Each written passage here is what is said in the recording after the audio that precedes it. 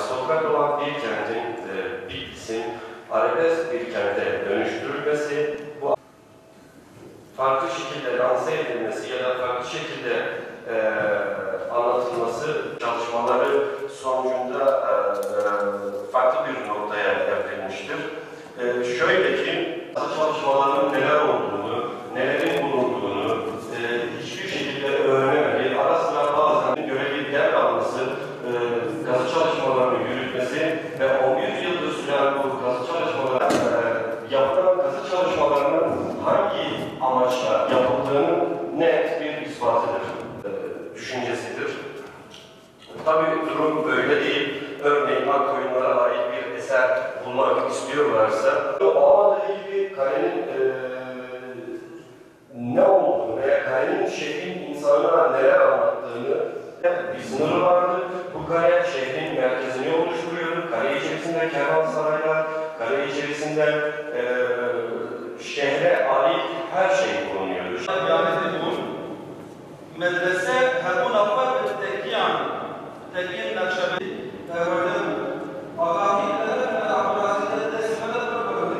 Bu sempozyum Bitlis için çok önemli bir kültürel olay.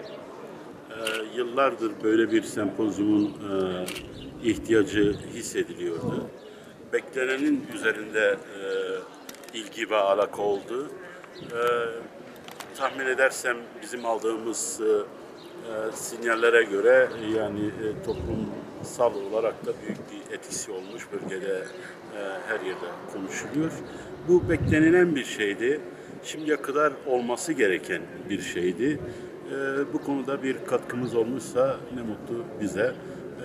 Ancak tabii ki bu bizi motive etti.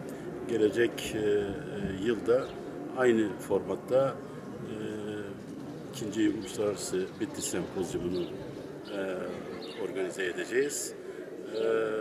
İkinci Uluslararası Bitlis Sempozyumunun konusu Bitlis'te şehirleşme sorunları ve perspektifi konusu olacak.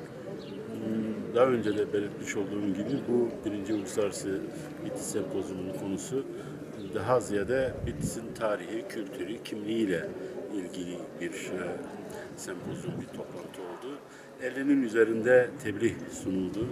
İlk açılış gününde 550-600'e yakın katılımcı, misafir vardı.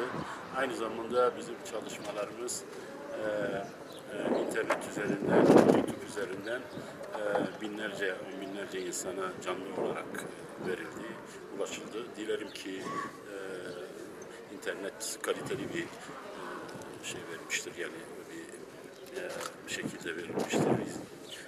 Adresine kaliteli bir şekilde ulaşmıştır. Tabii ki çok önemli akademisyenler katıldı. Çok önemli tebliğler sunuldu. Çok önemli ve şimdiye kadar hiçbir yerde olmayan gizli kalmış, bilinmeyen belgeler, bilinmeyen şair, yazar, alim, tarihi olay ortaya çıktı. Ve elbette ki diyebilirim ki bölgenin şu andaki gündemi, konusu, tartışması Bitlis Sempozyumudur. Gerçekten katılımcılar çok büyük bir pozitif duyguyla, düşünceyle Bitlis'ten ayrılacaklar. 3 gün çok yoğun çalışma yaptık, akademik çalışmalar yaptık. Dün akşam biraz işte müzik şöleniyle Tatvan'da değişik yerlerden bazı müzisyenler de gelmiş. Onların şöleniyle biraz insanlarımız rahatladı. Ve şu anda ikinci sempozyumun ne zaman olacağını merak ediyorlar. Daha şimdiden soruyorlar, daha şimdiden ilgileniyorlar.